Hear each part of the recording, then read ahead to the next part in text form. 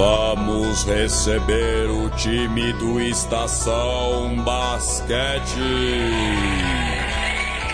Os armadores da boa informação, Marcos do Amaral Jorge e Gustavo Battaglia. Os alas do chute certeiro, Rafael Gonzaga e Leandro Yamin. E os pivôs, André Cavalieri e Juliano Galli. Na apresentação, Miguel Prata.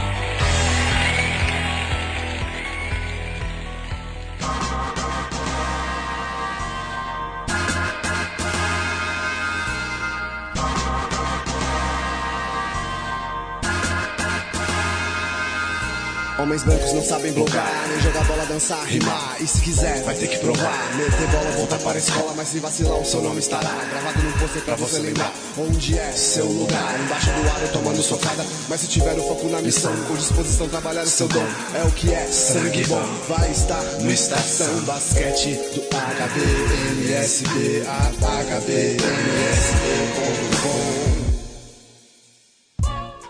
Muito boa noite, queridos ouvintes da Rádio Central 3. Boa noite. Ueba! É isso aí, nós estamos começando o Estação Basquete, que você já sabe, o programa que é uma parceria da Rádio Central 3 com o blog hbnsb.com. Hoje estamos no Estação Basquete de número 43, cujo tema é... Os doidões da NBA. Olha que maravilha. Sim, nos rendemos e vamos falar talvez do que a gente sempre quis falar. Óbvio. Da loucura na NBA. Sim. Boa. Para falar desses assuntos e muitos outros mais, eu começo apresentando e trazendo para vocês a nossa mesa com ele, que de novo ocupa a cadeira de Marcos do Amaral Jorge. Já tá quase titular no lugar. Chupa aí, Crovis. É isso aí. É ele que está falando palavrão nesse início. Não, palavrão não, né? Crovis é pesado mesmo. exato. Crovis é bem pesado. A expressão se dá como um palavrão, né? Mas ele não usou nenhuma palavra. Rafael Gonzaga, você está absolvido. Boa noite para todos os ouvintes, boa noite para vocês que você me também. circundam e para quem está aí também no Skype. Legal, Miguelito. Doidão é legal falar sobre os doidões. A gente é meio doidão também. E no Bola ao Cesto, que a gente sempre fala um pouquinho, uma história curiosa sobre o basquete, a gente vai falar sobre o rei dos doidões. Não tinha como não falar dele. Quem é? Quem? O Rafa é sempre... ele traz a questão do suspense. Boa. É tipo o João Kleber, entendeu? Exato. Ainda no programa de hoje. Segura. Boa. Que eu não ia fazer nenhum gancho com segura, porque poderia levar a alguns constrangimentos. Então, o seu boa noite, Leandro e a mim. O meu boa noite é muito feliz. O basquete brasileiro hoje solta rojões ao ar com a notícia de que um grande jogador da nossa história vai disputar a NBA, a temporada pelo Los Angeles Lakers. Quem é esse jogador? Oscar? Não é o Oscar. O Oscar disse que não quer porque ele ainda tem esperança de jogar pela seleção brasileira. Gustavo Battaglia? Mas a gente vai falar sobre isso também, sobre os times do NBB, estão confirmados, e outras cositas mais de basquete brasileiro, senhor. E também, Boa, garoto. senhor esquecido e a mim, Ah, o início da participação brasileira no Pré-Olímpico das Américas. vamos falar sobre isso também. Começou bem. É que não vale nada pro Brasil, mas vale experiência, sim. Ele que tem muita experiência comandando times universitários, Gustavo Battaglia, o seu boa noite de hoje. Boa noite, gente. Boa noite, Boa querido noite. ouvinte. Aproveitando aí que o tema é doidões, hoje eu vou falar sobre um cara também que é doidão. É tão doidão que mudou de nome várias vezes. Só que hoje eu não vou... É o Prince. É o Prince, exatamente. Só que hoje eu não vou apresentar o meu quadro. Eu vou também aproveitar que o Crovis não tá por aí e vou roubar o quadro dele. Boa! É isso. Vacilou, perdeu. Como diria Rafael Gonzaga, esse Still? essa roubada de Gustavo Battaglia se dá também porque, como você já sabe, querido ouvinte, estamos no nosso período de aniversário em que relembramos até outubro nossas grandes sonoras dos Estações Basquete passados. Período de aniversário é ótimo. É ótimo. É um período de aniversário. E eu vou ainda falar com ele, que está muito longe, André Cavalieri, daí do Canadá. O que você nos conta? Vocês me escutam bem? Nossa senhora! Sim. Maravilhosamente. Que excelente. Boa noite a todo mundo. Vocês estão bem ou não? Nossa, Melhor agora. Eu tô muito bem porque hoje eu passei o dia na praia, Miguel. Em plena Toronto. Quem diria, hein, velho? Tem essas praiazinhas de lago aqui, tô muito feliz.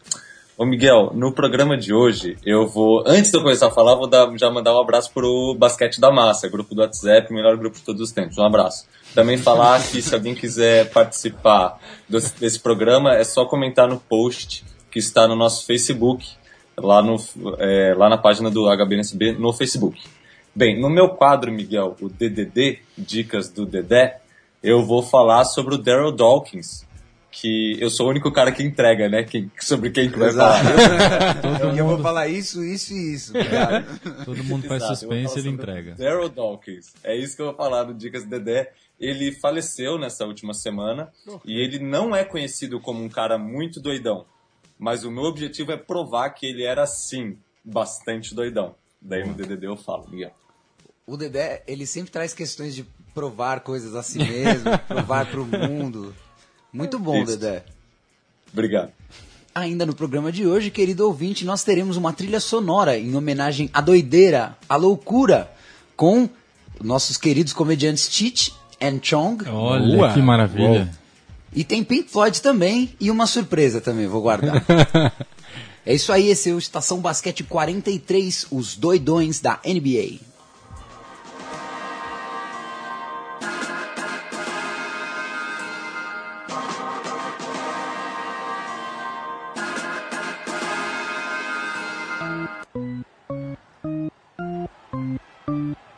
Giro de notícias. A semana em posses. Esse é o Giro de Notícias, a Semana em Posses, quadro em que discutimos um assunto da semana no tempo de uma posse de bola, 24 segundos. Quem nos propõe este assunto semanalmente é ele, o jornalista Juliano Galli. Muito boa noite, meus amigos do Estação Basquete. Tá chegando mais um Giro de Notícias para falar, como sempre, de atualidades e das notícias que correram por aí durante os últimos dias. Aproveitando o tema do programa de hoje, é quase impossível falar de doidões sem lembrar dele, é claro, Meta World Peace, ou o Ron Artest, ou o Amigo dos Pandas, enfim, escolham o nome que vocês quiserem. A gente até já começou a falar disso na última semana, mas parece que as chances dele voltar à NBA estão realmente crescendo. E o Los Angeles Lakers, acreditem, está negociando a contratação do cara. A fonte é quente. Adrian Wojnarowski, jornalista do Yahoo lá da gringa, cheio de moral e que costuma dar uns furos de respeito. Para quem não se lembra, o Ron Artest saiu da NBA em 2014, depois de uma temporada apagadíssima no New York Knicks. Depois, perambulou pela China e pela Itália, sem absolutamente nenhum destaque. Então, a primeira pergunta de hoje é: se o negócio der certo, aos 35 anos, Ron Artest pode ser considerado um bom reforço para o Lakers? E o que será que o time de LA está pretendendo com essa possível e polêmica contratação? Olha, vendo o elenco do Lakers hoje, qualquer um ajuda, né? Acho que é uma boa contratação, sim. Acho que o Lakers já tá contratando um cara de 35 anos bem melhor. Eu gostei, mas não traria. Eu gostei também porque ele é um cara que no ataque tem o Kobe. Precisa de gente pra defender, velho. Ron Artest tá aí pra isso. Tudo bem. Com segundos ainda no relógio, uma cesta tranquila de André Cavalieri. Comente, por favor, Dedé. Eu tava pensando, cara, por qual outro motivo você traria não só o Ron Artest, mas o Roy Hibbert pro seu time, velho? Você tem que estar investindo em defesa, porque ninguém que está investindo em ataque traz o Roy Hibbert, ninguém é doido, além do Ron Artest. Quer dizer, imagino que ninguém do Lakers traria o Roy Hibbert, que é um cara que mais de uma vez sai de jogo fazendo 0 pontos, mesmo jogando mais de 25 minutos, pensando que o cara vai render alguma coisa no ataque. Eu acho que o Lakers meio que admitiu que o Kobe é um cara que vai chutar todas as bolas, principalmente no provável último ano dele na NBA. Então os caras estão querendo investir na defesa, que no ataque não tem muito o que fazer, tem outras peças boas, tem jovens que podem auxiliar o Kobe no ataque, os rookies precisam se provar e tal. Na defesa que os caras precisam se reforçar, eu acho que o Ron Artest vai ajudar muito nisso, cara. Defesas ganham títulos, né? Talvez estejam pensando um pouco nisso. Não, eu tenho certeza que eles estão pensando nisso. Só não acho que o Ron Artest hoje pode contribuir até na defesa. São 2 temporadas jogando em qualquer lugar, né? Não, qualquer lugar e assim, 2, se você considerar ainda a do Knicks antes, que já foi praticamente nula, e considerar a mesma passagem dele no finalzinho no Lakers ali também, ele já tava... O melhor que ele fazia em quadra era brigar. Era isso. mais divertido. Muito bom. Vamos então à segunda proposição de Juliano Galli. Ainda lá pelos lados da Califórnia, a semana marcou, vejam que bonito, a reconciliação entre Shaquille O'Neal e Kobe Bryant, que, se não são tão doidões quanto o Ron Artest, também não podem ser considerados plenamente normais. O que aconteceu foi que em um programa de rádio, o Shaq disse que mudou de opinião sobre uma série de coisas que ele já disse sobre Kobe no passado, e que, na verdade, ele guarda aquela época em que os dois jogaram juntos com muito carinho. Já o Kobe, por sua vez, aceitou o quase pedido de desculpas do Shaq e reconheceu que era meio idiota quando era um pouco mais novo. Ou seja, paz e amor entre essas duas feras, que bonito, que alegria, que beleza. Juntos, Shaq e Kobe ganharam 3 títulos da NBA, em 2000, 2001 e 2002. E baseado nisso tudo, minha segunda pergunta é: será que Shaq e Kobe formam a maior, ou uma das maiores duplas da história da NBA? Em que lugar nesse ranking de grandes parcerias vocês colocam esses dois que fizeram história vestindo juntos a camisa do Los Angeles Lakers? Olha, a maior com certeza não é, mas se você fizer um ranking ali de umas 10, eles devem estar aí tranquilamente. Quando você não tem certeza, eu sempre jogo no top 10 também. Top 10 é seguro. Com certeza foram uma das grandes duplas, de fato. Eu vou usar e vou colocar no top 5. No máximo, né? Aquele top 5 sem pensar. Olha, pelo regulamento, mas pelo regulamento mesmo, não foi sexta.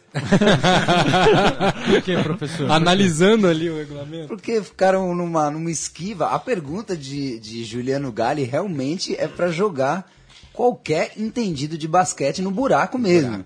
Mas é porque tem uma questão importante. Eu gosto de separar o basquete antigo do basquete moderno. Eu acho que, por exemplo, você pegar uma dupla que o nome do cara não é nem o nome que a gente conhece hoje, que é Lew Alcindor, que era o Kareem Abdul-Jabbar. Ele fez dupla com Oscar Robertson. É uma puta dupla. Agora, você vai comparar esses caras com Kobe e Shaq, é muito difícil, cara, porque é um outro tipo de jogo, outro nível, uma dupla de qualidade absurda, Oscar Robertson e Kareem Abdul-Jabbar. Só que, cara, eu acho que são jogos completamente diferentes. Trazendo para um basquetebol moderno, eu consigo pensar em 2 duplas logo de cara, uma dupla logo de cara, que é Pippen e Michael Jordan. Perfeito. Esses estão acima do Shaq e do Kobe, que acho que foi inclusive o que o Olinho estava falando, não é isso? Exato. Tem outras duplas que a gente pode falar também, mas o que eu queria só comentar rapidinho é que o Kobe, depois do programa do Shaq e tal, ele deu uma declaração polêmica que foi a seguinte, abro aspas: eu comecei a gostar, comecei a apreciar o fato de ter jogado com o Shaquille O'Neal depois que eu tive a oportunidade de jogar com o Dwight Howard. Boa. Mas aí, fazendo uma adaptação da brincadeira, dá pra afirmar que é a maior dupla depois que Pippen e Jordan não mais jogaram juntos? Depois que não mais jogaram Ou seja, juntos. Da virada do século pra cá, quase? Olha, inclusive essa semana, enquanto ainda estava no grupo do Zap Zap, Basquete da Massa. Você saiu? Eu saí porque eu tava viajando e eu não tava conseguindo acompanhar as discussões e aí eu acabei saindo. Fraco. Desculpa, gente, saí do grupo. Eu argumentei eu não lembro com quem, que os caras estavam numa discussão de quem era melhor, não sei o que o Tony Parker era pior que o Chris Paul. Era essa a discussão. E o meu argumento foi que quando a gente vai discutir algumas coisas relacionadas a basquete, a gente tem que esquecer um pouco a nossa cultura futebolística, porque no futebol a gente discute muito com achismo e muitas coisas que são, às vezes não são numéricas e provadas. E no basquete a gente normalmente usa números para discutir as coisas, né? O Kobe e o Shaq ganharam 3 títulos juntos, um tripit, que não é uma coisa fácil, né? São poucos times na história que ganharam 3 títulos juntos. Então eles têm o mérito deles e por isso eles provavelmente estão entre os 10 melhores duplas. Mas tem um monte de gente que tem muito mais título que eles. Se você pegar o Boston, que ganhou 11 títulos em 13 anos, eles também têm seu mérito. O próprio Leo Alcindor, quando virou carinha do Jabá com o Magic Johnson, também é uma outra grande dupla, enfim. Respondendo a pergunta do Leandro, dos últimos 15 anos, aí depois da virada do milênio, eu acho que as únicas duas duplas que daria pra gente colocar num nível parecido, mas eu diria que é abaixo do Kobe e do Shaq, é primeiro essa que o Aline falou, Tony Parker e Tim Duncan, é uma dupla que marcou essa década. A outra dupla que, querendo ou não, marcou essa década, cara, é LeBron James e Dwayne Wade, cara, essa dupla vai entrar pra história também, mas eu ponho abaixo de Kobe e Shaq. Perfeito, Dedé. Acho que agora foi sexta. Vocês entraram com recurso, esperaram um tempo e foi sexta. Vamos então à última proposição de Juliano Galli. Quem está de malas prontas para os Estados Unidos, mais precisamente para o estado do Texas, é Rafael Hetzheimer. O brasileiro foi, digamos, convocado por nada mais nada menos que Greg Popovich para um período de testes lá no San Antonio Spurs. Obviamente, se agradar, o cara pode ser contratado e se tornar o 8º brasileiro na maior liga de basquete do mundo. Para quem não se lembra, o Hetzheimer atualmente defende as cores do Bauru. Então, minha última pergunta é, com tanto nomes de peso, especialmente ali no garrafão, será que Rafael Hetzheimer tem bola para ficar no atual elenco do San Antonio Spurs? Difícil. Não. Não. Eu acho que na teoria Popovich de colocar todo mundo pra rodar e durante a temporada regular deixar os jogadores do banco jogarem um pouco mais, ele talvez tenha um pouco de tempo de quadra. 7 minutos por jogo. Se ficar. 7. Eu acho que não fica. Vamos começar por ele, Leandro Yamin, que pediu a bola, mas não recebeu. Então, o Hetzheimer ele preenche uma lacuna que falta um pouco aos Spurs, que é a bola de fora. Ele é muito forte. Qual? Me fala. Ele é forte na bola de fora. Então, a gente vai olhar muito... Dedé. A gente vai olhar muito no quão competitivo ele é no garrafão, mas ele chuta bem também. E o San Antonio tá me parece, com um pouco de deficiência nesse quesito. Mas o Hetzheimer ele não joga de 4? Opa! Isso aí é uma coisa. Ele não joga de ala pivô? Exato, o jogo dele é ali no garrafão, mas ele vai entrar no lugar do LaMarcus Aldridge. Não, do David West. Não, do Tim Duncan. De quem que ele vai entrar no lugar, velho? Aí que tá. Eu tô fazendo o advogado diabo aqui pra citar uma coisa que eu consigo encontrar de congruência entre Hetzheimer e San Antonio Spurs. Mas acho que não é suficiente pra acreditar que ele vai chegar e ficar. Não acredito nisso. Ele teria que aprender a jogar de 3, cara. Essa que é a real. Exatamente, porque ele magrinho é melhor que o Bellinelli, hein? O Bellinelli saiu. Nossa, polêmico, hein, cara? Eu né? achei ousado. Magrinho, eu falei, gente, magrinho. Eu acho aquele que... potencial, né? Que é aquela coisa que o Nelson Piquet nunca se concretizou em nada, mas tem o potencial. Eu acho que ele vai... O Bellinelli foi pro Kings, não foi? Eu tava tentando lembrar qual foi o Kings, né? Eu acho que ele... É mais um daqueles negócios do Popovich olhar, ver o cara e acompanhar de perto. Acho que ele chamou atenção. Também acho que é pelas bolas de 3. Eu acho que esse ele gosta também de caras que sejam altos, de garrafão que arremessem de 3. E eu acho que vai ser pra observar. Até porque, assim, tem uns caras já velhos ali, né? Ele tá falando do West, tá falando do Tim Duncan. A galerinha já não tá muito nova. Então ele precisa começar a olhar a nova safra que pode ajudar aí. Vamos Isso, uma coisa só pra falar, Miguel, que ele vai tá jogando pelo Bauru, né? Foi chamado pelo San Antonio Spurs, estava jogando pelo Bauru. Pelo que eu vi, ele vai ficar, mesmo que ele seja dispensado pelo Spurs, ele deve ficar um tempo nos Estados Unidos, porque o Bauru vai jogar uns jogos nos Estados Unidos, né? E ele participaria desses jogos jogando pelo Bauru também, de qualquer forma. Além do que, o Bauru tem jogo logo mais, não hoje, né? Mas em breve, nesse semestre, contra o Real Madrid, a final do Mundial. Inclusive, aproveitando o gancho, eu vou confirmar essa informação, mas eu acho que começa a vender ingresso amanhã. Você, como sempre, antecipando o próximo gancho e o próximo quadro. Vamos lá, boa. Leandro Yamin. Perdão.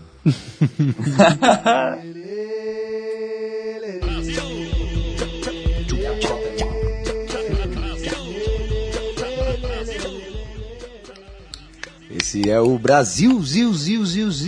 Rolou uma bronquinha ao vivo aí, Miguel, da hora. Desculpa, gente. Com certeza. Tô ajoelhado no milho aqui já. Vamos então começar por, sim, amanhã, dia 1º de setembro, começam as vendas para o Mundial de Clubes, os 2 jogos que vão acontecer no ginásio de Ibirapuera nos dias 25 e 27 de setembro. Mas o Brasil não é só isso. Tem o que mais? O Brasil não é só isso, e veja você, Miguel, que lá em meados de 2004, Marcelinho Huertas jogava em São Paulo e foi tentar a vida na Europa. Lá se vão 11 anos e acho que foi bem sucedido, né? Entre basquete espanhol e basquete italiano, realmente ele montou uma grande carreira e vai ficar na memória como um grande jogador da história do Barcelona, especificamente. Também com certeza deixou saudades em Bilbao, por exemplo. Acontece que agora uma nova fase de sua carreira será cumprida em Los Angeles, provavelmente por 2 temporadas. Lakers. Pelos Los Angeles Lakers. Não Clippers, Lakers. Nos Lakers. Ele vai ter provavelmente, com certeza, 1 temporada, talvez 2, né? A renovação é opcional e foi no apagar das luzes, né? A gente já até imaginava que ele não iria conseguir espaço na NBA. Conversamos aqui no Estação Basquete passado ou retrasado sobre, afinal de contas, aonde ele cabia na NBA. E aí, coube no Lakers, tá bom pra você? Não, inclusive, se ele tivesse dado essa notícia 1 semana atrás, a gente não tinha que ter feito o papel de bobo aqui ao vivo. Quando comentamos sobre a ida dele pro Galatasaray e ainda falamos a besteira que o Galatasaray está na Euroliga. E não está. Está na Euro Cup, que é a UEFA, a Série B do Intercontinental Europeu. Muito obrigado ao nosso ouvinte Ricardo, muito bem, Dedé, que nos salvou desses maus lençóis. E hoje também teve pré-olímpico, não teve, Leandro e a mim? Teve pré-olímpico e... tome nota, papel e caneta na mão. Cuba 52, Venezuela 73, paulada. Brasil 57, Uruguai 71. Paulada. Pauladinha. Pra gente falar do Brasil, Marquinhos fez 21 pontos. E cometeu 20 turnovers. O Brasil. Ah, o Brasil, pelo amor de Deus. O Brasil teve... Que isso, um cara... que eu tô lendo aqui. Tá lendo igual o nariz dele. Não é possível. Eu já entrar pra história, malandro. Temos um cara da história. Eu quero fazer um 20-20 não, cara. Imagina, o Marquinhos fez 21 pontos e a seleção brasileira cometeu 20 turnovers contra 12 do Uruguai. Isso pode ser, eu imagino que você indique esta como a principal explicação da derrota. Confere? Confere. Muito obrigado pela leitura correta agora. E só também para avisar que neste momento se encerrou o jogo entre Argentina e Porto Rico. E a Argentina, que perdeu durante todo o primeiro tempo, venceu por 2 pontos, 74-72. Bela virada. O Brasil amanhã volta às quadras, enfrenta a República Dominicana às 19 horas e na quarta, dia 2, enfrenta o México, que é, inclusive, o dono da casa. O jogo acontece às 21 horas, horário de Brasília. Uma correção, porque o jogo ainda não acabou. Acabou o terceiro período. Opa! Temos um período... Daqui a pouco. Ele tá aqui zerado o cronômetro, mas é o final do terceiro período. Rodolfo Rodrigues? Olha, eu fui... Pode ser, hein? Já que eu fui traído aqui pelos meus olhos... em que eu vi o jogo encerrado. Então o jogo está pegando fogo, meus amigos. Procurem esse jogo na casa de vocês. Esse Brasil tá meio acidentado, hein, gente? Então, só para fechar, o Brasil também fecha a sua participação com o Panamá na sexta-feira, às 15h30, que pode ser o jogo que define a classificação do Brasil, talvez na última posição desse grupo. Vamos ver os jogos contra Dominicana e México, mas sair perdendo já pro Uruguai foi difícil, hein? Mas daí explicar que o Brasil perdeu pro Uruguai porque o Brasil tá com uma seleção quase que C, né? Se você for pensar que a seleção do Pan-Americano, aquela seleção que jogou muito bem, aquela seleção que impressionou, aquela seleção de Vitor Benite, é a seleção B, porque é a seleção B daquele grupo que jogou o Pan-Americano, menos da metade estará nas Olimpíadas. Esse grupo que está jogando a FIBA Américas não tem nem todos os que jogaram o Pan-Americano, então é uma equipe meio que C, então não espere ver grandes atuações. O Moiano já está com um time garantido nas Olimpíadas, é um negócio para ir treinando mais gente mesmo. Maravilha. O Yamin, deixa eu te perguntar uma coisa. Pergunta. O contrato do Huertas que você falou que são 2 anos, o segundo é opção dele ou do time? Boa pergunta, Sabe?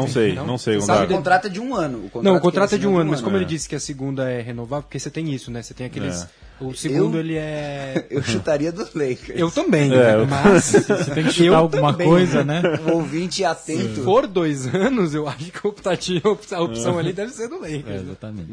O ouvinte atento pode nos redimir. Leandro, você quer confirmar os times do NBB rapidamente? Eu estava tesourando É isso. que a gente tem agora uma novidade, o basquete gaúcho voltou ao NBB, a elite do basquete brasileiro, então tome nota, o Solar Cearense, o basquete cearense, que virou agora Solar, o Pascoaloto Bauru, Brasília, o Caxias, que eu já falei, Flamengo, atual tricampeão, Franca, Liga Sorocabana, Limeira, o Macaé também está dentro, o Minas Tênis Clube, assim como o Paulistano, o Pinheiros, o Rio Claro, o São José e o Salvador, o basquete da Bahia também voltando, estão confirmados na competição. Para a gente terminar o Brasil Zil e fazer o serviço mais redondinho, o Mundial de Clubes acontece, vamos chamar de Mundial de Clubes, né? Acontece nos dias 25 e 27 de setembro, no ginásio do Ibirapuera.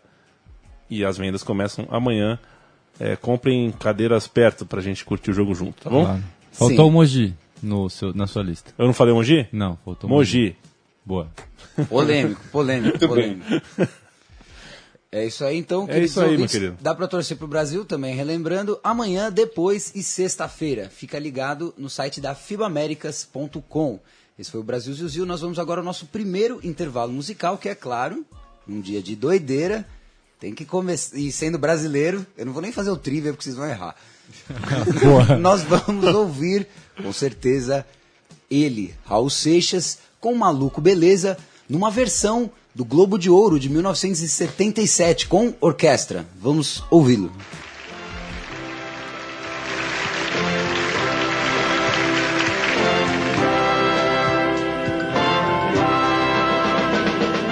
Quanto você se esforça pra ser um sujeito normal e fazer tudo igual. Eu do outro lado aprendendo a ser louco, um maluco total, mas na loucura real sempre controlando a minha maluquez, misturada com minha lucidez. Vou ficar com certeza, maluco beleza. Eu vou ficar com certeza, maluco beleza. Esse caminho que eu mesmo escolhi é tão fácil seguir, por não ter onde ir. Sempre tipo falando a minha maluquez, misturada com minha lucidez. Vou ficar com certeza, maluco beleza. Eu vou ficar com certeza.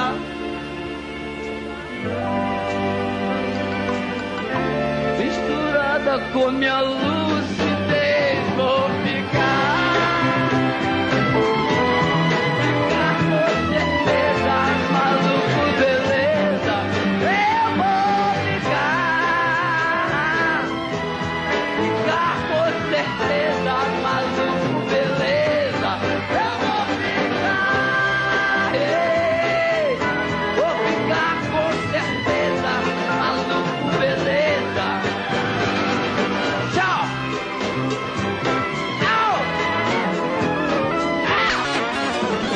Agora com vocês, Trash Talk. Com Adam Silva. E Rodolfo Rodríguez. Olá, queridos amigos de Brasil. Olá, rapaz. Vale, Rodolfo. Empezando el nuevo Trash Talk, sí, con un nuevo formato.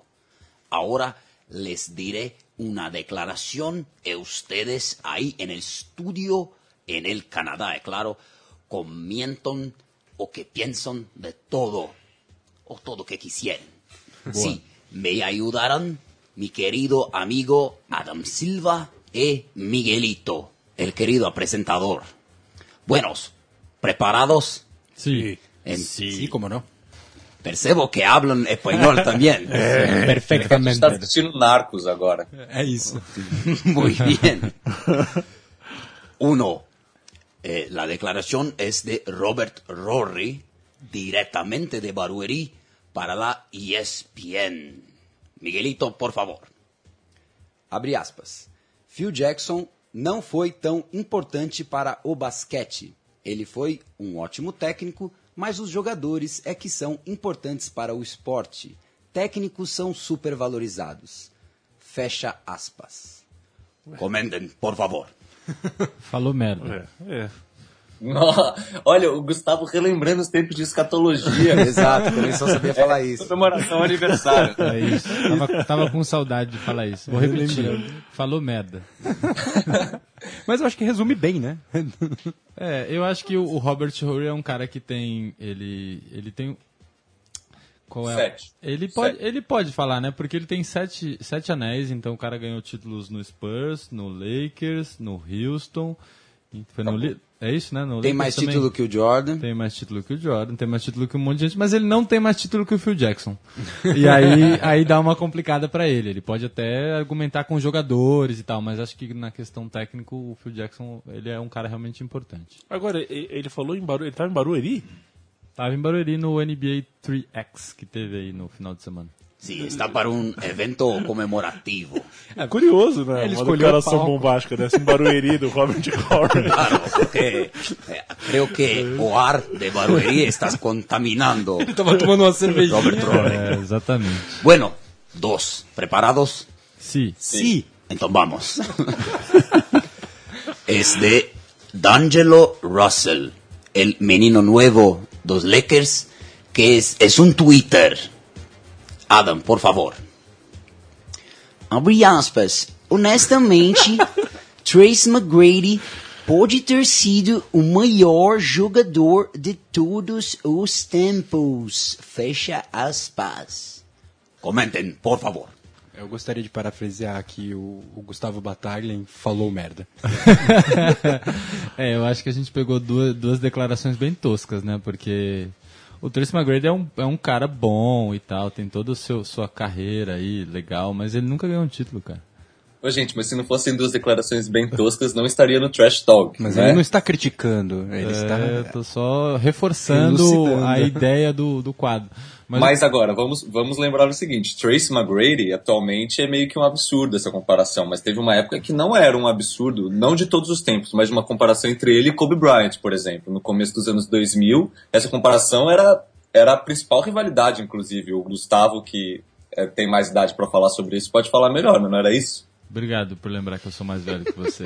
Não, e justamente o Kobe, que é o novo companheiro do D'Angelo Russell, ou o D'Angelo Russell, que é o novo companheiro, vice-versa, respondeu no Twitter também, avacalhando o D'Angelo Russell. Mas eu, Rodrigues e Adam Silva, não achamos. Nem por un carajo apareció la declaración que desapareció del Twitter como un misterio. A declaração do El Kobe Bryant, la respuesta. Ele respondeu. Ele respondeu e não sei, porque ninguém sabe, porque ele apagou o Twitter dele, foi quando eu fui ver hoje. E depois tinha uma declaração do D'Angelo Russell falando @Kobe Bryant, citando ele. Me desculpe, mas ele era um grande jogador também. Aí o Kobe, depois, esse ele não apagou, falando... não, é isso aí, vamos ter um bom ano, vamos para uma boa temporada esse ano, vai dar tudo certo. Mas eu acho que um pouco do rapaz do D'Angelo Russell é que ele também é de outra geração, né? Então ele não deve ter visto muita gente jogar e aí ele tem as referências pessoais dele. E aí, de repente, ele se espelha muito no Tracy McGrady e falou porque ele acha. E, emocionou, enfim, é que nem o Dedé fala. Emocionou totalmente, normal. emocionou, acontece. Crianças emocionam. Sob forte emoção, todo mundo fala merda, é isso que vocês estão querendo dizer? Olha, Boa. sobre fortes e fracas, viu? Não, mas o pior é ele dar essa declaração justamente recém-contratado dos Lakers, assim, né? O que deixa mais... Se ele quer fazer uma moral, fala do Kobe Bryant e pronto, né, pô, cara? tem tanta coisa pra falar do Kobe, De né? repente ele dá um passe na temporada. Mas, ó, eu vou defender que o Tracy McGrady, durante 5 anos dos quais ele conseguiu não sofrer com muitas lesões, era um jogador de elite da NBA e um cara que fazia frente ao Kobe Bryant em conversa de bar. E é um fato isso. Atualmente virou ridículo e o D'Angelo Russell empolgou. Mas também não é tão absurdo elogiar o Tracy McGrady, não. Tracy McGrady, estamos com você. Buenísimo, Dede Cavaliere. Gracias a todos ustedes. Hasta pronto. Hasta pronto. Y... ¿Cómo era la mi declaración? Arriba los que luchan. Arriba los que luchan. Gracias. Boa.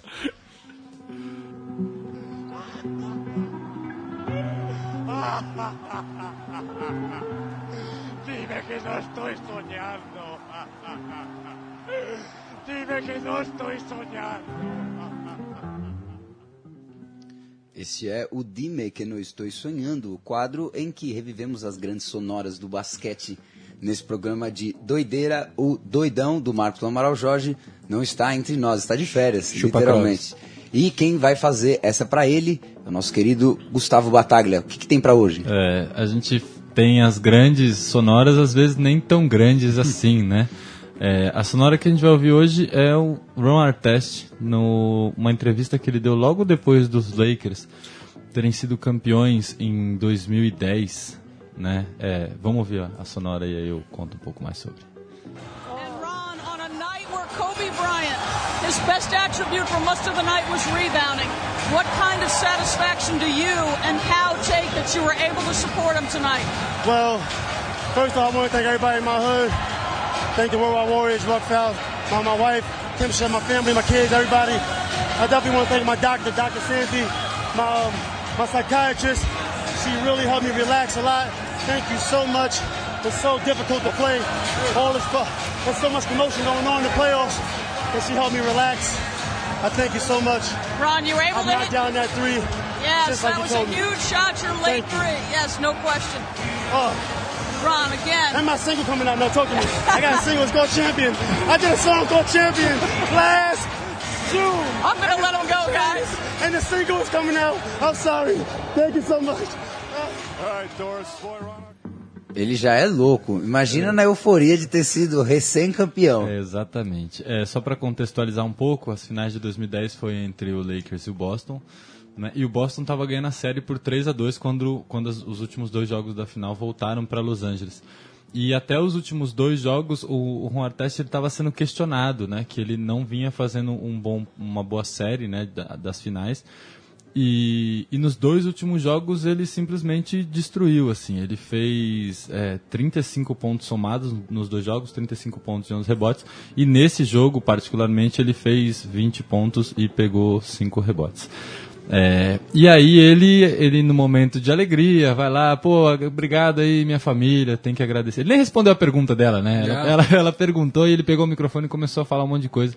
Ele tá realmente eufórico e aí ele começa a agradecer e ele agradece um cara que é muito especial para ele, principalmente nos 2 últimos jogos da série, que é o psiquiatra dele. O cara, ele fala numas outras entrevistas, né?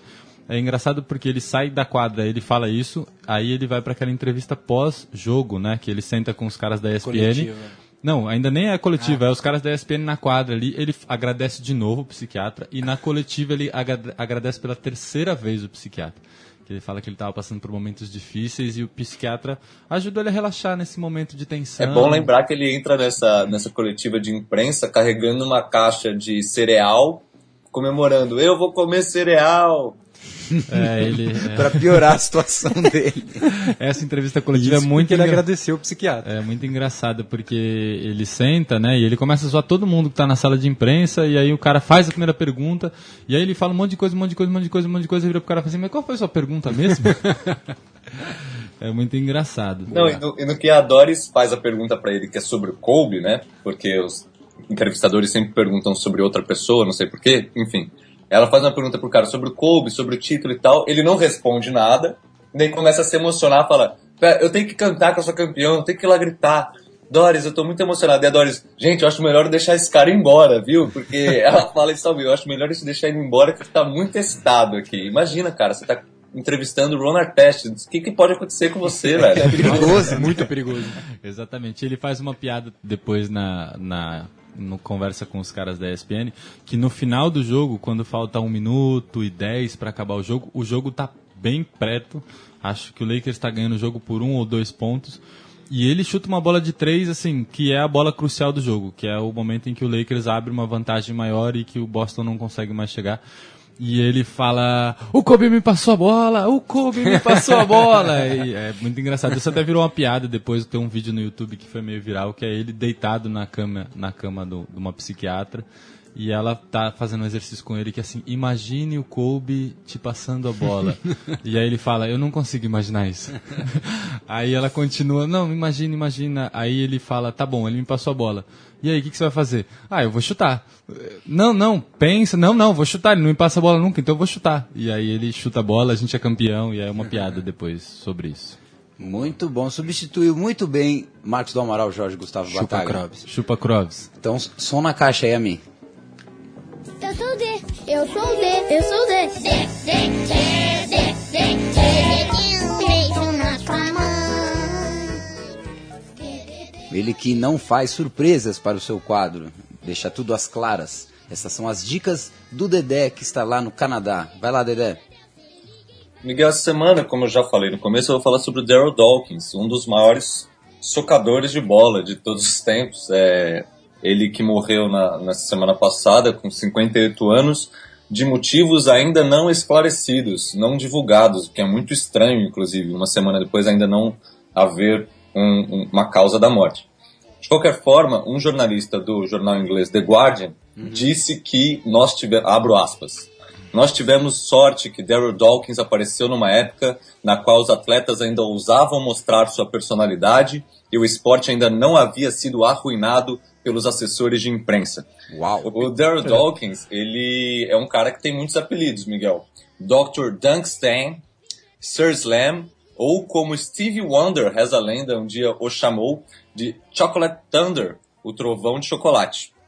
Ele não era super conhecido como um cara muito doidão, mas tem uma história que nem todos sabem, é que ele se autoproclamava um alien do planeta Lovetron. Nem é doidão não, bobagem. Isso, e ele diz que no planeta Lovetron era o planeta onde ele ia passar as férias, praticando funk interplanetário, e onde ele tinha uma garota, uma namorada chamada Lucy Suculenta. Nossa, ele também tinha mania de apelidar todas as suas enterradas, como por exemplo a Bate-Dente, Quebra-Vidro, Torra Baguete, Alcatra Cozida, Chora Robinzini. Bill Robinzini, para quem não sabe, é um atleta do Chicago Bulls, que quando o Darryl Dawkins quebrou a tabela pela primeira vez, ele saiu correndo com a mão assim, tampando o rosto, meio chorando, gritando, sem entender o que tinha acontecido. E daí ele chamou essa enterrada de Chora Robinzini. E ele quebrou 2 tabelas, Miguel. Na época ainda o aro não tinha mola, não é? E ele quebrou 2 tabelas na sequência, praticamente. Ele quebrou uma tabela, 2, 3 semanas depois, ele quebrou a outra tabela. Foi por conta disso que a NBA teve que colocar esses aros com mola, uma tabela mais resistente, e também criou uma lei dentro da NBA, uma regra, que quem quebrasse tabela teria que pagar uma grana. Ele foi um jogador que não teve grandes médias, teve uma média de 12 pontos e 6 rebotes por jogo, mas marcou a liga tanto por conta disso, de ter quebrado as tabelas, quanto porque tinha essa personalidade bastante maluca, tanto porque ele foi com o 76ers do Dr. J para 3 finais em 7 anos.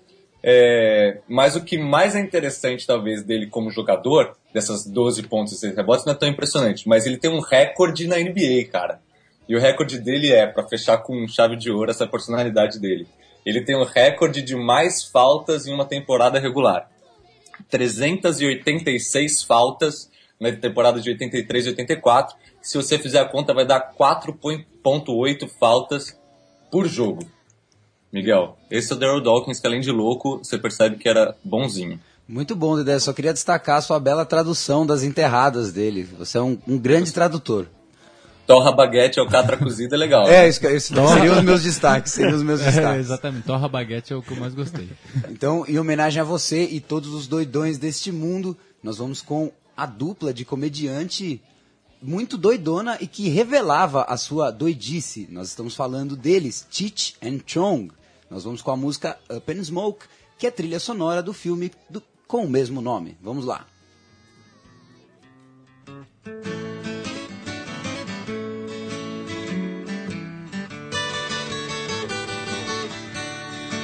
Up in smoke, that's where my money goes. In my lungs, and sometimes up my nose. When troubled times begin to bother me, I take a toke and all my cares go up in smoke.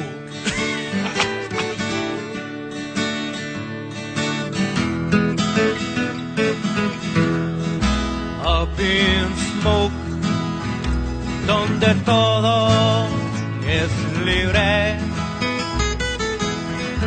There are no signs que dicen no fume. So I roll un bomber y me doy un buen toque. Y después I choke y todos mis cares go up in smoke. Come on, let's go get high. Up in smoke, that's where I wanna be. 'Cause when I'm high, the world below don't bother me. When life begins to be one long and dangerous road, I take a toke and all my cares go up in smoke. I take a toke and all my cares go up in smoke.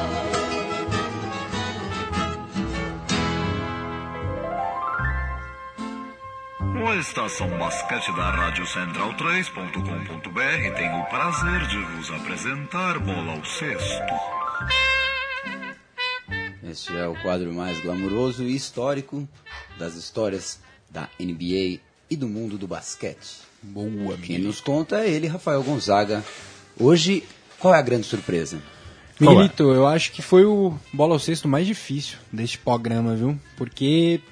Primeiro porque se gritar pega doidão, não fica um, meu irmão, né? Como já quase diria nosso amigo Bezerra da Silva. Mas isso acho que foi o ponto até mais fácil, porque como eu falei, não dá pra falar de doidão sem falar do rei dos doidões, que pra mim, ao menos da minha idade, chama-se Dennis Rodman. O cara é o doidão em pessoa. O verme. Hã? O verme, a larva. O verme, The Worm, exatamente, Dedé.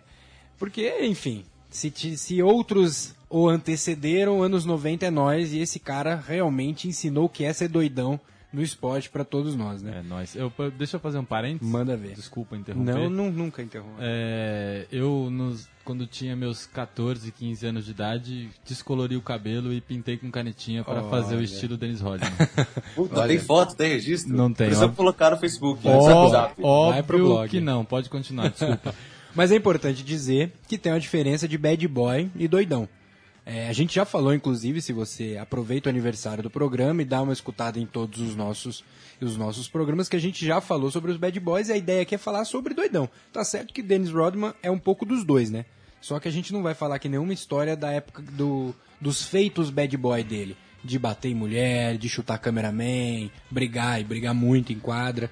Então a gente vai falar dos feitos de fato de doidão. Vamos pras loucuras. E ele também tem uma cacetada. Vamos lá. Sobra muito. Tem lista? Então tem lista? Nem vou. Não, eu vou só falar de alguns que eu escolhi uma pra contar que eu acho a mais divertida, opinião pessoal.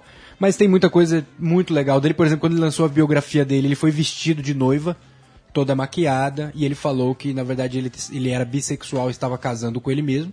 Não sei por que motivo. Gênio. Já saiu peladão no anúncio do PETA, né, da proteção para os animais. Tem muita gente que já brincou. Pelado com um bigodinho de leite, não é essa ou não? Que ele sai de ladinho, assim, ó, que tem ele meio de perfil peladão. É a mesma, Dedé?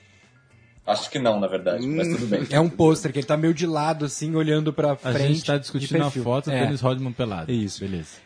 Ele também, como... As fotos. Como muitos outros basqueteiros, por exemplo, Jordan, foram se aventurar ao esporte, ele também. Só que no caso dele era luta livre. Luta livre mesmo, essa de se dar o telecat, famoso telecat. Rodolfo Rodrigues, reza a lenda que lutou também no começo da carreira. Ele já levou espingarda, uma shotgun, uma espingarda pro treino dos Pistons. Ele já fez um negócio, esse é legal, bem rapidinho, no estádio, uma vez, quando ele tava no Pistons ainda, os caras inventaram fazer uma promoção, um negócio de taco, que era, se o time ganhasse de mais de 110 pontos, eles iam dar taco de graça pra todo mundo. Open taco. Pois é, o Rodman viu essa porra, e aí ele começou a arremessar direto. Eles já estavam ganhando de uma puta distância de ponto, só que ele começou a arremessar de 3 o tempo todo. E pedir pra todo mundo e não parou. Até fazer 110 pontos e todo mundo ganhou taco. 20 mil pessoas ganhando taco. Gente boa também. Gente boa. O dono do Taco Bell deve ter achado bem loucão isso, né? Bem loucão. Deve ter adorado. Isso é o que é o mais legal. E aí, enfim, ele não para. Os episódios mais recentes dele, ele foi fazer aquele tour com um time americano na Coreia do Norte, apareceu abraçando o Kim Jong-un, enfim. Tem história pra caramba, rapidinho a mais legal, que não tem como não dizer. Ele era um cara que adorava fazer festinhas em casa, como todos sabem. Por exemplo, a polícia em 8 anos já foi mais de 70 vezes na casa dele, chamadas pelos vizinhos. E uma dessas que ele tá dando, como um bom anfitrião, ele era um showman até em casa, ele tava com um desses microfoninhos de boca, esses headphones. Headset. Ele tava com esse microfone de boca e entretendo todo mundo. Estava ligado no sistema de som da casa inteira, então ele recebia as pessoas, brincava, fazia graça. Álcool vai, álcool vem, começa a falar mais pataquada aqui e acolá. Ele resolve então que já era hora de subir com algumas garotas, 6 mais precisamente. Rapaz. E ele sobe com elas ao quarto e, não sei se de propósito ou não, ele não desligou o seu microfone. E o resto da festa, que continuou no resto da casa, teve ali um belo de um porno-novela um áudio, erótico, rádio, um red áudio. Rádio-novela porno-erótica. Isso, entre urros e sussurros, tivemos Fora da ali lei. Parafraseando de moto. uma belíssima de um espetáculo proporcionado pelo nosso doidão Dennis Rodman. E aí, para quem vocês queiram, roubando um pouco da assistência cultural do nosso querido Olinho, bola ao cesto da vida inteira desse nosso camarada tá no livro que ele lançou, que o nome é sensacional, que é Bad As I Wanna Be. Não as de bunda, Bad As I Wanna Be. E a autobiografia dele que é sensacional. É um trocadilho muito bom. Muito bom, Rafael Gonzalez. Uma coisa que eu queria só acrescentar rapidinho é que esse cara, o doidão aí, além de ter pegado a Carmen Electra, ele pegou a Madonna Exatamente. época. Na época que ele estava jogando em San Antonio, depois do Detroit Pistons e tal, e ele já tinha soltado a frase polêmica dele de enquanto eu jogar basquete eu pego a mulher que eu quiser. E pra ele parece que realmente foi verdade. A Madonna, inclusive, reza a lenda que uma vez ele estava em Las Vegas, jogando pôquer, a Madonna ligou pra ele, ela estava em Nova York, e falou: Rodman, eu estou ovulando, você precisa vir pra cá agora, porque queria engravidar do Dennis Rodman. E o Dennis Rodman pegou um avião particular, foi até Nova York, fez o que tinha que fazer com a Madonna, daí foi no banheiro, saiu do banheiro e estava a Madonna plantando bananeira, velho, em cima da cama. E daí a Dennis Rodman, o que você tá fazendo? De ponta cabeça, Madonna. E daí a Madonna fala: eu não quero que escorra nada pra fora, porque eu vou engravidar de você, cara. Mas além de que depois disso, Dennis Rodman pegou o avião particular e continuou jogando poker de onde ele tinha parado, lá em Las Vegas. Só um adendo. Essa história devia ser depois das 10, Dedé. O Marcos do Amaral Jorge contou ela também nos primeiros programas, Momento Nostalgia também de novo. Sensacional. Aproveitando então o fim deste quadro de Rafael Gonzaga, meus parabéns. E aproveitando o Momento Nostalgia, não queria perder o gancho, nós vamos ao nosso período de comemoração, período de comemoração do aniversário, e vamos a um áudio do segundo programa, lá em 3 de setembro de 2014, uma assistência cultural. Vamos ver as nossas vozes muito mais jovens na época. Vamos ouvir. Pobre cultura, ditadura, pulou fora da política, e como a vida Nós vamos falar sobre um documentário da ESPN, do 30x30, né? Uma série de documentários que eles fizeram quando eles completaram 30 anos. É um documentário de 2010 que fala sobre a amizade entre Dražen Petrovic e Vlad Divac. Então ele conta um pouco da história dos dois meninos jogando basquetebol na Iugoslávia. E os dois são draftados para jogar na NBA. O Divac é a 26ª escolha de 1989. Ele foi escolhido pelo Lakers. E o Petrovic, ele foi escolhido na 60ª... Como é que fala isso? 60ª posição em 1986 pelo Portland. Os dois viram muito amigos, né? Porque eles são os dois primeiros europeus a irem jogar no basquetebol americano. E eles ficam muito amigos e tal, até que eles voltam... Eles vão para a Argentina, né? Argentina, é o Mundial que a gente já falou hoje. Mundial de 90. Exatamente, de 1990 na Argentina. Os dois vão defender a seleção iugoslava. E quando a seleção é campeã, no momento da comemoração aparece um torcedor com a bandeira croata e... E é bom lembrar um contexto geopolítico, exatamente, da Europa nesse momento. O desculpa vai ajudar com esse ponto. Que a Iugoslávia ela estava passando por um momento de separatismo muito forte dos seus pequenos grupos étnicos, vamos dizer assim. E a Croácia foi o primeiro grupo que começou a se insurgiu? Se insurgir, mas no sentido de nacionalismo croata, sabe? Aqui é a Iugoslávia, mas nós somos os croatas. E nesse momento, no Campeonato Mundial de 90, eles estavam com isso à flor da pele, mas a Iugoslávia estava jogando enquanto Iugoslávia e não enquanto Croácia. E inclusive esse é o argumento do Divac, que no momento da comemoração pega essa bandeira croata da mão do torcedor e arremessa ela longe e fala: aqui não é Croácia, aqui é a Iugoslávia, a gente está comemorando um título da Iugoslávia e não só da Croácia. Vale a pena assistir, tem no YouTube, deve ter com legendas em português. Qual o problema dele ter feito isso? O interessante é que ele era um sérvio. E sérvios e croatas e estiveram em guerra por muito tempo, eles se odeiam. E no momento que ele joga a bandeira fora, eles continuam comemorando, tudo continua legal, bebem o seu champanhe no vestiário, mas quando eles voltam para a Iugoslávia, aquela bandeira arremessada tomou proporções gigantescas e a gente sabe como a mídia consegue transformar um pequeno fato isolado em algo grande, principalmente quando a gente trata de política e de orgulho nacional e esse tipo de coisa. Exatamente. E ele chegou lá, o Divac, quando voltou para casa, ele era o vilão da Croácia e o grande herói sérvio, porque ele jogou a bandeira do país, da Croácia, fora. E os dois, depois desse incidente, nunca mais se falaram e aí, enfim... Olha, acreditem se quiser, ainda tem mais coisa pra ver no documentário do que já foi dito aqui. Tem mais, o final é surpreendente. Tem retirada, inclusive, retirada de time do pódio, né, no europeu de 91. Que tem a Iugoslávia e a Croácia, enfim, tem um monte de história. Exatamente. A história é muito interessante a maneira como o esporte e essa geopolítica se misturam nesse caso. Vejam vocês, nós, há um aninho atrás, contando o filme inteiro para o nosso ouvinte. A gente espera que o ouvinte tenha assistido, se não, vá procurar, que é um filme realmente muito legal. Qual filme que é, Olinho? Só para você retomar o seu quadro. Ons Brothers. Exato, um filme que a gente gosta muito, que faz parte daquela série 30x30 da ESPN. Nós estamos chegando ao final deste programa Estação Basquete 43, os doidões da NBA. Rafael Gonzaga, uma palavra de fim. O nosso boa noite dos doidões do HBNSB. É isso, boa sorte pro Ertas, cara. Achei do caralho hoje essa notícia. Acho que o Lakers tem um terreno fértil ali pra ele realmente jogar, pra ele realmente ter minutos. Bom lugar pra chegar, né? É isso, boa noite. Boa noite pra você, Rafa. Aproveitando que o que nós já adiantamos, que o jogo entre Argentina e Porto Rico moralmente acabou naquele final de terceiro quarto. Somos visionários, né? Somos visionários. A Argentina persistiu na frente do placar e fechou o jogo com 91 pontos contra 86 de Porto Rico. Leandro Yamin, o seu destaque final diante desse fim de jogo também, se quiser. O meu destaque final vai para mais uma vez a música que termina o programa, que você vai anunciar daqui a pouco, e tem 6 minutos e 13 segundos. Assim todos vão embora e eu fico na mesa de som. Pro ouvinte que não sabe, ele fica aqui, né? Tendo que esperar a música terminar. É isso aí, grande abraço. E o primeiro obrigado. Ele nos expôs uma falta de companheirismo. Eu não vou comentar no ar, porque não cabe aqui.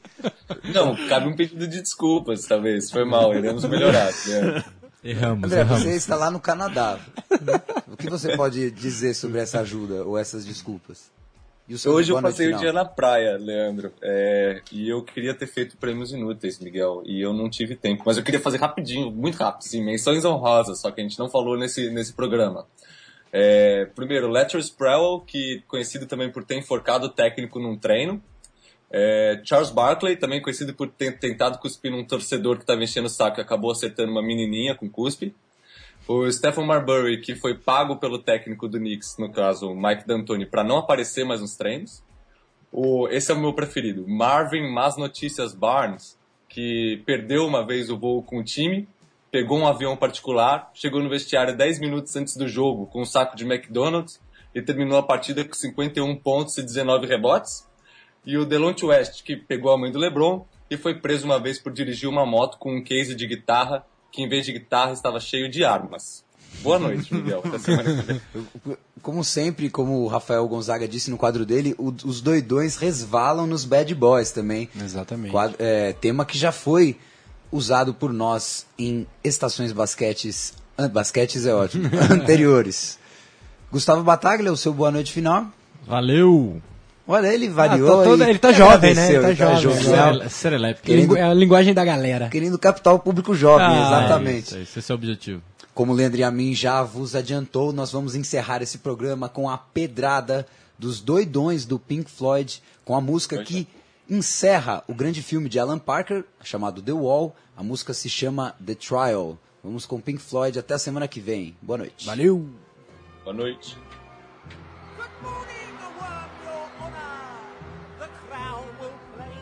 Show the prisoner now stands before you, was caught red-handed showing feelings of an almost human nature. This will not do. Call the schoolmaster! I always said it come to no good, Jenny and your honor. If they'd let me have my way, I could have bleed him into shape. But the hearts were tied, the bleeding hearts and artists swam going. We must let me hammer him today. Crazy, poison the attic, I am crazy. Truly gone fishing.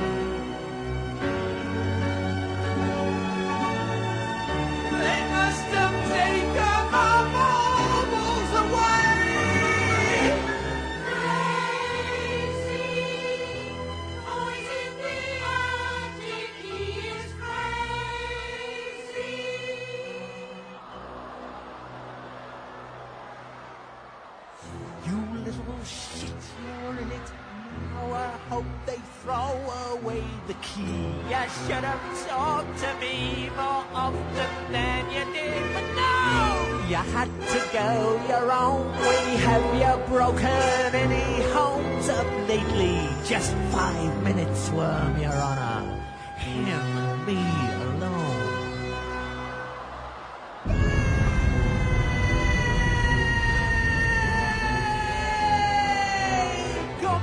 Mother, baby, let me hold you in my arms.